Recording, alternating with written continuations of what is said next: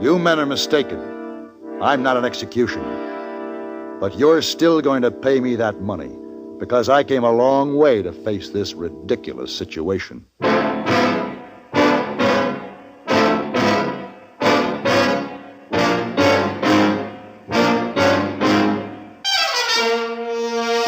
Have Gun, Will Travel. Starring Mr. John Daner as Paladin. San Francisco, 1875. The Carlton Hotel, headquarters of the man called Paladin.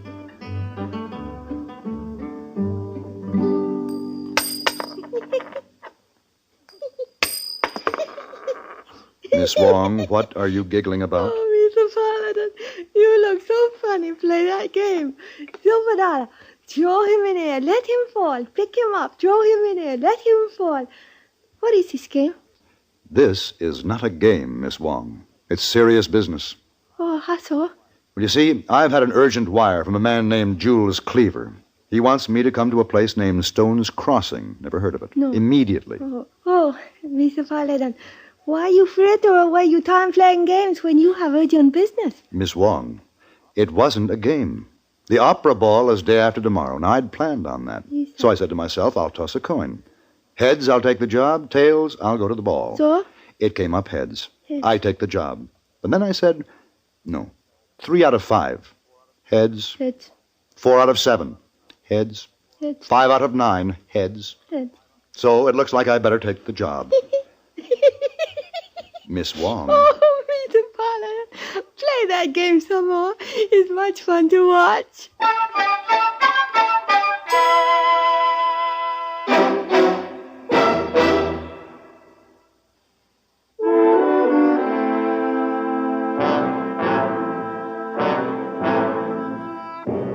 I rode into a section of Nevada territory I'd never traveled before. A stark, desolate plain, with its line to the horizon broken only by sparse, dry sagebrush. The ground was lava-formed, hot and hard, and the ash-like dust that rose off it burned my eyes, closed my throat. I'd gone about 5 miles when my horse stumbled and fell and broke his leg. I was reminded then that when things seem bad, they can always get worse. There was nothing to do but shoulder my gear, walk back to the last water hole I'd seen, and hope that help would show up. 3 days passed before I heard the sound I was waiting for.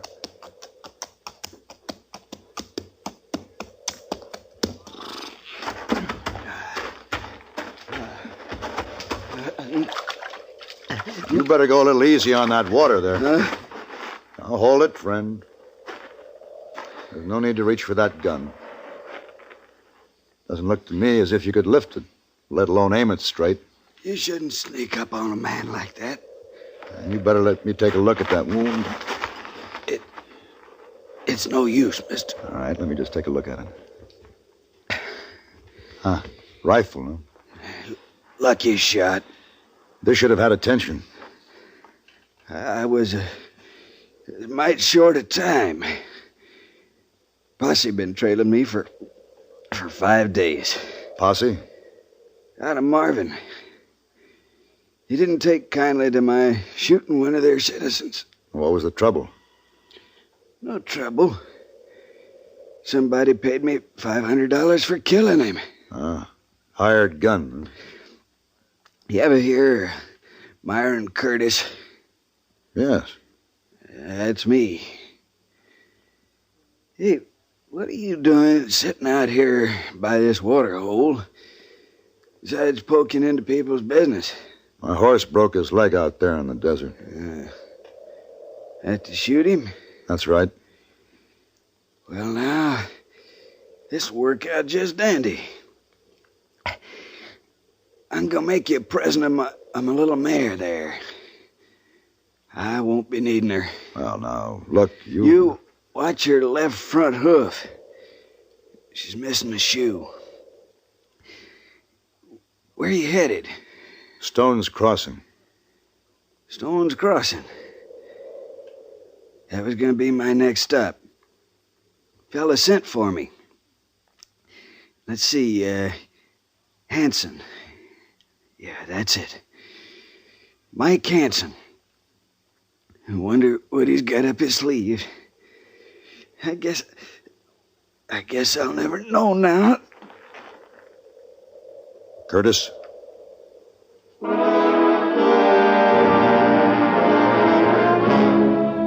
I buried Myron Curtis, then mounted his mare and started once more for Stone's Crossing and my appointment with Jules Cleaver. The going was slow. It was almost nightfall when I decided to make camp and go on to the town the next morning. I was gathering firewood when I heard the two horses. They came from the direction of the setting sun, and I wasn't able to see until they were right on me that both riders held rifles, pointed in my direction. Don't make one move, mister. Hey, what's the idea? Crowley? Yeah? Keep your rifle on him now while I get his gun. And now, wait a minute. We don't want no talk from you, Curtis. Curtis? Just give me that gun. You know, I'm like this. I just don't give up. The others, they turn back, but not me. I knew I'd find you. Would it do any good for me to tell you that I am not Curtis? Not a lick. Did you ever see Curtis? Nope. We joined up when the posse organized back there in Marvin. All I had to know is that we was after a killer. Well, what makes you think that I'm that killer? Now, let me tell you something. Ed Wills don't bow to nobody, Indian or white, when it comes to tracking a man. Tell him, Crowley. That's right. Ain't nobody better than Ed. I followed your trail for too many miles out of Marvin not to recognize them tracks when we crossed them again back there. Your barefoot horse put the noose around your neck, Curtis. Crowley, get down here and get his hands tied behind his back.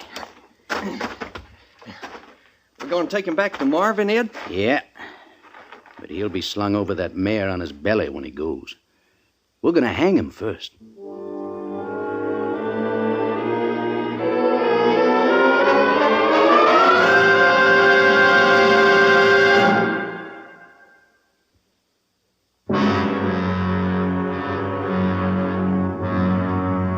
I sat through the night, my hands and feet bound and the two rifles trained on me. Then just before sunup, we rode out in search of a tree to serve as a gallows. Unfortunately, after a time, we were successful. I sat on the little mare under a spreading limb with the noose tight around my neck while the men made their preparations, and I hadn't the slightest idea how to save myself. I only knew I must stall as long as possible. Hey, Ed, this is awful close to Stone's Crossing. There's some people don't take to this, you know. Yeah, this is the first stand of trees we come to. I know, but there's some people's awful finicky about hangings. Yeah, it won't take long now. As soon as I get this rope over. Yeah. Yeah, now. Hey, I'd like to ask you something. Fire away. Your time's getting short. Would it bother you to learn later that you had hanged the wrong man? Yes, it would. And that's the truth. As far as I can see, you ain't the wrong man. Tie off the end of the rope there, Crowley. Suppose I told you that Curtis is dead, that he gave me this horse. Well, now, just supposing you did. You hear that, Crowley? Looky, Curtis, the way I heard it, you're a pretty slick one. You ought to be able to do better than that. Yes, I guess I'll have to. Hey, Ed, I can hear a horse headed this way. Yeah. Well, looks like we're ready. Stand back, Crowley, while I give this mare a whack and get her going. Wait. Yeah? I trust you are a God-fearing man. I am that. Then surely you will allow me a moment to silently make my peace with my maker. Ed, can't you see he's stalling? That horse is moving in here fast. Sure is. Sorry, Curtis. Guess you'll have to die unrepented. Give the horse a whack, Crowley. Wait a minute. Now, what is this? What's going on here? You see, we was with a posse. We trailed this man from Marvin. Now, this here's Myron Curtis. He's wanted for a killing. Who? Myron Curtis, hired gun. These men are mistaken, mister. My name is Paladin. Wait a minute. Let's have a look at you. Well, of course. I didn't recognize you right off with that growth of beard. It's been a long time. You know this man? Yes. And his name is Paladin. Well, it can't be. We followed his trail from Marvin, I tell you. Look, all I've got to say to you two is get out of here fast before I take you into the sheriff.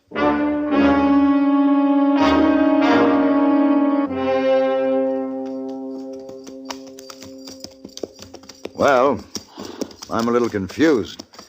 Because, of course, you've never seen me before in your life. But I'm mighty grateful. Just glad I happened along when I did, Curtis. Paladin. Oh, you can drop that now. It's all right. I know you're Curtis. Oh, you do? Sure, you have to be. I was wondering when you were going to show up. Yes? I'm Mike Hanson. I begun to think maybe you hadn't received my message. But I can see that you ran into a little trouble getting here. I certainly did. Well, I have to turn off at the fork up here. I guess you want to get on into town. But maybe this is as good a time as any to bring up my proposition. Yeah, I suppose it is. When I heard about you, Curtis, I knew you were the man to do this job for me. That's why I sent for you. And the job? Well, a man like you, there's no need to beat about the bush.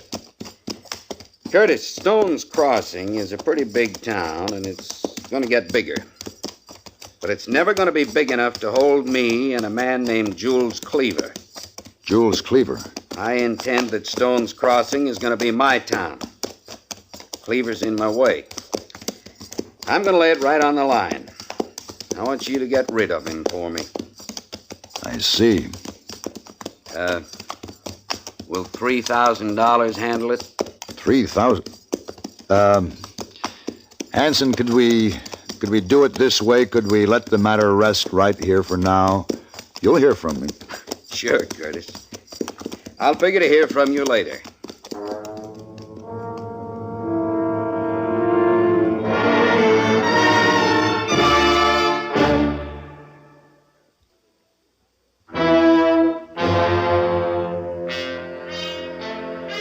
I was grateful to Mike Hanson for saving my life, but I figured the explanations I owed him would have to wait. After all, Jules Cleaver was my client. I had traveled a long way to keep this assignment. I checked into the hotel at Stone's Crossing and called at Cleaver's home that afternoon. Mr. Cleaver? Yes? Your servant told me I'd find you here in your study. I'm Paladin, Mr. Cleaver. Paladin? Oh, where you been? I've been expecting you for days. Well, I ran into a few delays. I got into town this morning, but there are a few things I'd take care of, like a bath, a shave, a decent meal. So, what's on your mind, Mr. Cleaver? That's what I like. You're a businessman. I'm a businessman. Let's not waste time. Let's get right to the point. Sit down, Paladin. All right. Well, Paladin, a businessman, or anyone for that matter, striving for success or certain attainments, finds, as a matter of course, obstacles along the way. If he intends to forge ahead, the obstacles must be removed, right? Yes, I suppose so. Now, I'm a determined man. Oh? At the moment, there's an obstacle in my path. A man named Mike Hanson. Yes? And I'm going to lay it right on the line. I want you to get rid of him for me. How about, $3,000 for the job? 3,000. Well, I've come a long way for this meeting, Mr. Cleaver. Yeah? It's been uncomfortable and miserable. I was nearly hanged in the bargain, but I'm afraid I've arrived here to find that there's been a misunderstanding. What do you mean? I am not an executioner, Mr. Cleaver. Huh? Your gun is for hire, isn't it? Well, Look, suppose we let the deal remain right here, for the moment. I'll get in touch with you. Oh. All right. I had been surprised to find Stone's Crossing the prosperous town that it was. Then, as I rode back to my hotel, I took note of the fact that all the places of business seemed to be owned and controlled by either M. Hanson or J.J. Cleaver. It appeared that I was involved with the two leading citizens. That afternoon, I gave the matter careful consideration. Then I sent messages to the two gentlemen.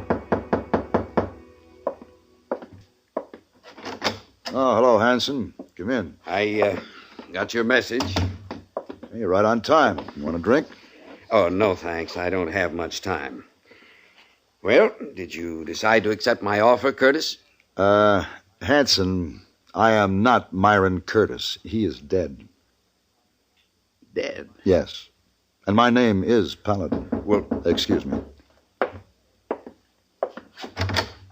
Hello, Cleaver. Come in. Hanson. Paladin, what's the meaning of this? What's going on here? Now, you'll find out, both of you. Sit down. I still want to know. And be quiet. Gentlemen, I asked you to meet with me here in my hotel because I feel that we're involved in a situation that requires further discussion. Now, this morning, Mr. Hanson, you made me an offer of $3,000 to kill Mr. Cleaver. What? And you, Mr. Cleaver, early this afternoon made me an offer of $3,000 to kill Mr. Hanson. Well, now, look Cleaver, here. Quiet. Now, you both can see what this means, can't you? This means that I would have $6,000 and you would both be dead. I'm getting out of here. Now you sit down. I'm going to give you a chance to reconsider. This is my offer. I'm going to lay it on the line, a phrase you gentlemen are so fond of. You will each pay me $3,000, and I will see that you both stay alive. Oh, what You're kind nothing of but a talk cheap is gunslinger, Paladin. And you're going to pay me that money, too, because I came a long ways to face this ridiculous situation, and I brought you together here today so you could learn just how stupid you are. Now, I am not a killer, but you, Cleaver, didn't know that when you hired me for this job. You thought you'd bought yourself an executioner. Well, then how come and the you... man you hired, Hanson, never managed to make it this far. He died before you could make a deal with him. So, through circumstance, you gentlemen have another chance. Paladin. There's room in Stone's Crossing for both of you. May I suggest that you try to share the town in peace? Each of you, in attempting to destroy the other, just might find yourself destroyed. Now, gentlemen, shall we have a drink?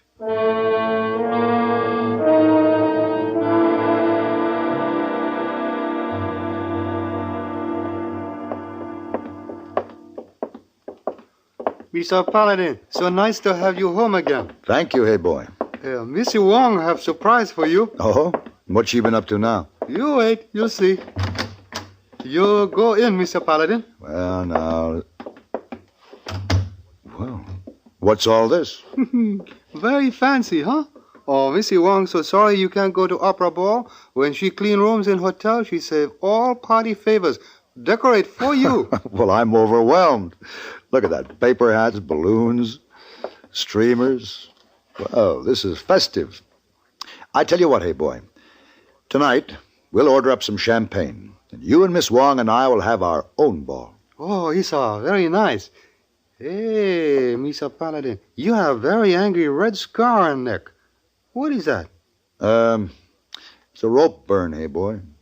Rope burn? Yes.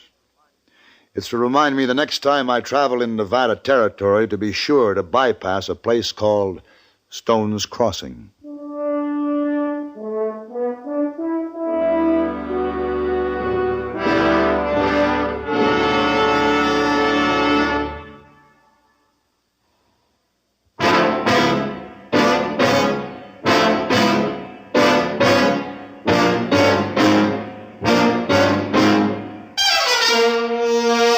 Have Gun, Will Travel. Created by Herb Meadow and Sam Rolfe, is produced and directed in Hollywood by Frank Paris and stars John Daner as Paladin, with Ben Wright as Hayboy and Virginia Gregg as Miss Wong. Tonight's story was specially written for Have Gun, Will Travel by Ann Dowd. Featured in the cast were Harry Bartell, Jack Moyles, Joseph Cranston, Bartlett Robinson, and Vic Perrin. This is Hugh Douglas, inviting you to join us again next week when CBS Radio presents Have Gun, Will Travel.